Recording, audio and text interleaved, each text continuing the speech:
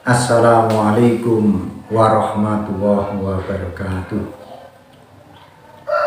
Alhamdulillahi rabbil alamin, wal aqibatu lil muttaqin, wala udwana illa 'alal zalimin.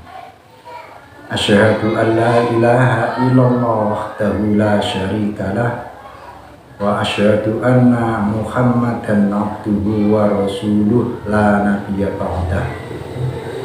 Puji syukur kehadirat Allah Subhanahu wa taala atas limpahan rahmatnya, sehingga pada sore ini seluruh warga Muhammadiyah sama-sama untuk mengkaji tentang sifat dakwah Rasulullah Sallallahu Alaihi Wasallam.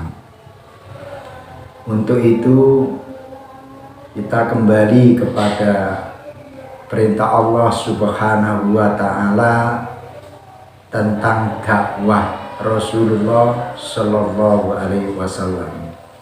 Hadirin pendengar sekalian yang dirahmati Allah, Nabi Muhammad Sallallahu Alaihi Wasallam diperintahkan oleh Allah Subhanahu wa taala berdakwah berdasarkan firman Allah Subhanahu wa taala dalam surat Al-Mudaththir yang diturunkan di Mekah. Itu adalah perintah tentang dakwah. Namun sebelumnya Rasulullah Shallallahu Alaihi Wasallam sebelum diangkat sebagai Rasul Allah tersebut, di saat perjalanan hidupnya sudah berdakwah, ditandai ketika Rasulullah Shallallahu Alaihi Wasallam melaksanakan ke pasar, ikut berdagang ke Syam membawa dagangan Khadijah. Di situ Rasulullah Shallallahu Alaihi Wasallam berdakwah tentang kejujuran. Ibda binafsi. Rasul telah menggambarkan sifat pribadinya. Dakwah itu diawali dengan diri sendiri. Kemudian hal itu bisa dibuktikan bahwa dalam membawa dagangan Khadijah ke Syam itu senantiasa habis terjual semuanya. Bahkan beliau mengatakan ketika dagangan itu ditawar oleh pembeli, beliau mengatakan harga asal sekian. Itu menunjukkan tentang kejujuran, berdakwah melalui perbuatan. Dengan turunnya surat Al-Mudaththir, di situ perintah Allah semakin jelas bahwa Nabi Muhammad Shallallahu Alaihi Wasallam di saat di Hira bertemu dengan Malak Jibril, ketakutan lalu pulang. Khadijah menyelimuti, memberi selimut agar Rasulullah tidak takutnya itu semakin tinggi. Karena fungsi daripada selimut itu untuk mengurangi ketakutan. Hal itu kemudian ketika kita lihat dan kita baca lewat Al-Quran surat Al-Mudaththir tersebut, bunyi ayat pertama, A'udzubillahi minasyaitonirrajim, ya ayyuhal mudaththir, wahai orang yang berkemulan, berselimut. Artinya diteruskan dalam ayat kedua, kum fa'anzir, bangunlah lalu berilah peringatan. Hadirin yang dirahmati Allah, sikap memberi peringatan yang diperintahkan oleh Allah untuk bangun tersebut adalah disampaikan di waktu di Mekah. Rasul menghadapi orang-orang musyrik Mekah. Orang-orang musyrik Mekah itu mereka menyembah patung-patung berhala yang ada di sekeliling Ka'bah tersebut. Oleh Rasul disampaikan bahwa orang-orang musyrik itu dikenalkan tentang Tuhan. Siapakah Tuhan itu sebenarnya? Lalu di dalam ayat tersebut ditanamkan sebuah keimanan. Warabbuka fakabbir, dan agungkanlah Tuhanmu. Rasul memberikan bimbingan kepada masyarakat pada saat itu yang dihadapi adalah orang-orang musyrik. Dibimbing tentang keimanannya, diluruskan tentang keyakinannya bahwa yang patut diagungkan adalah Allah Subhanahu wa Ta'ala. Hadirin yang dirahmati Allah, untuk mengajak mengubah dari menyembah berhala atau patung-patung beralih untuk menyembah kepada Allah, mengagungkan asma Allah, pada saat itu kondisinya tidak mudah, karena nenek moyang mereka orang-orang musyrik itu semuanya sudah menjadi tradisi bahwa yang disebut yang berkuasa di dunia ini adalah patung-patung belaka.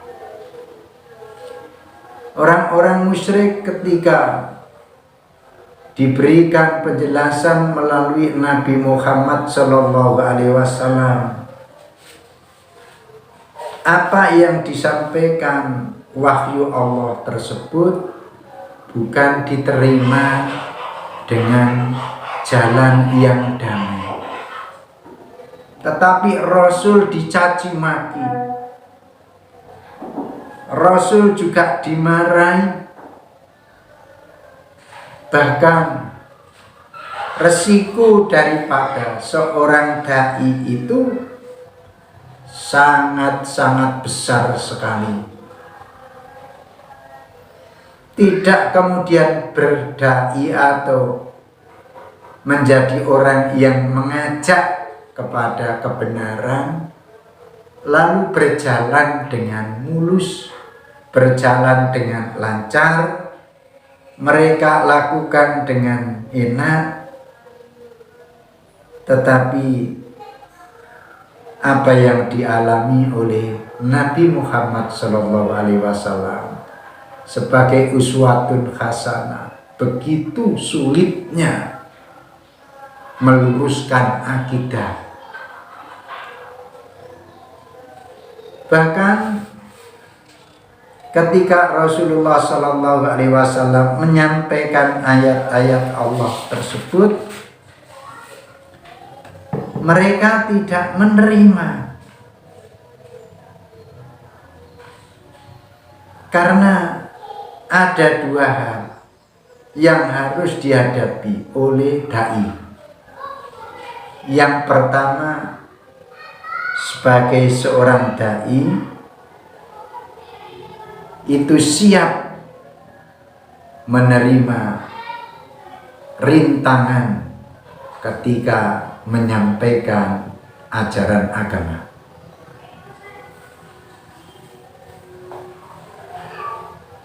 Dan rintangan itu berbagai macam. Bisa juga dihadang di tengah jalan, bisa jadi mereka dibunuh, bisa jadi mereka diasingkan. Itu rintangan. Yang kedua, dai harus punya sikap sabar. Sebagai dai, jika tidak memiliki sikap kesabaran, akan gagal di tengah jalan.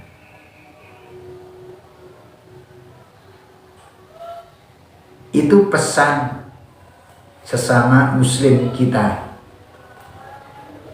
Siapakah sebenarnya harus berlaku sabar itu? Orang-orang yang sudah dididik dengan iman yang teguh berdasarkan Al-Quran dan sunnah Rasulullah Sallallahu Alaihi Wasallam.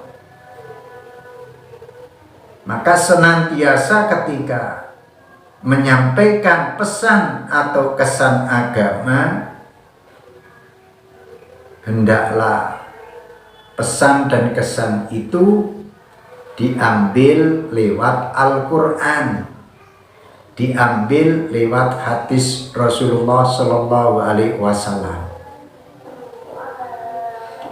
Jangan sering-sering menggunakan atau menyampaikan pesan agama itu menurut pendapat si A, si B, si C, dan si D. Tapi usahakan seorang dai memberikan pesan kepada warganya, dalam hal ini warga Muhammadiyah, tunjukkan bahwa pesan itu lewat Al-Quran, tunjukkan lewat pesan itu melalui hadis Rasulullah Sallallahu Alaihi Wasallam. Nah, inilah karakter dai atau pesan yang dibimbing melalui Rasulullah yang sudah praktek ketika di Mekah. Iman didahulukan, kemudian ditata keimanan itu merujuk kepada Al-Quran dan ditata agar masyarakat pada saat itu orang-orang musyrik Quraisy mengakui Nabi Muhammad SAW sebagai utusan Allah. Dengan demikian, ketika kita melaksanakan atau menyampaikan pesan dan kesan sebagai orang yang dititipi oleh Allah amanat untuk menyampaikan atau melestarikan agama itu, semua terbingkai lewat Al-Quran dan sunnah Rasulullah Sallallahu Alaihi Wasallam.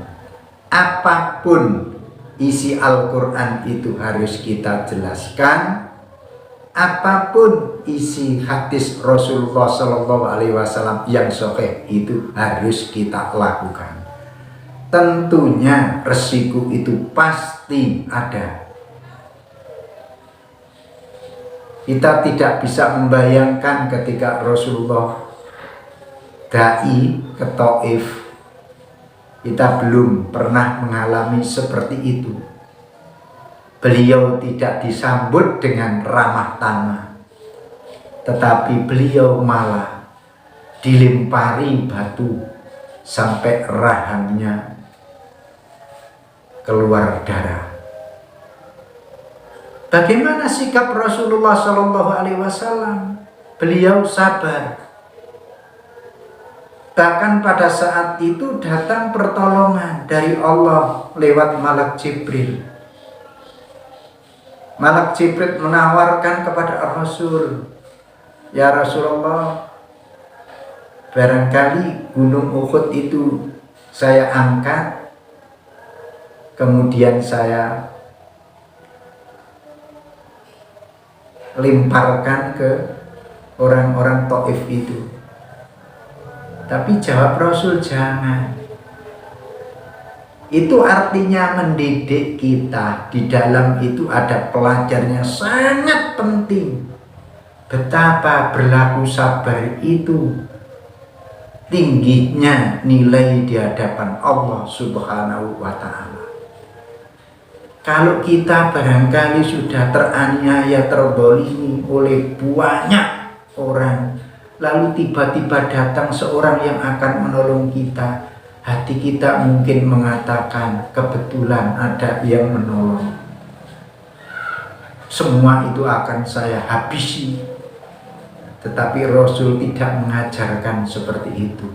Bahkan Rasul berdoa kepada Allah Subhanahu wa Ta'ala, Allahumma hadi qaumi innahum qaumul la ya'lamun. Doa itulah kemudian oleh Rasulullah Shallallahu Alaihi Wasallam diijabahi oleh Allah. Akhirnya penduduk Taif itu banyak yang masuk Islam. Itulah karakter Rasulullah ketika mengemban amanat Allah, risalah yang harus disampaikan kepada umatnya betul-betul dilaksanakan dengan penuh keikhlasan, didasari dengan keimanan dan dengan sifat kesabaran yang sangat mendalam. Mudah-mudahan ketika kita kebetulan menjadi dai, sikap yang diberikan oleh Rasulullah Shallallahu Alaihi Wasallam itu bisa kita teladani, bisa kita renungkan kembali sebagai introspeksi diri kita. Sudahkah paling tidak kita itu juga mengacu sebagaimana firman Allah tersebut? Sekian, barangkali ada kalimat yang kurang berkenan, tolong itu untuk dimaafkan. Wabillahi taufik wal hidayah. Assalamualaikum warahmatullahi wabarakatuh.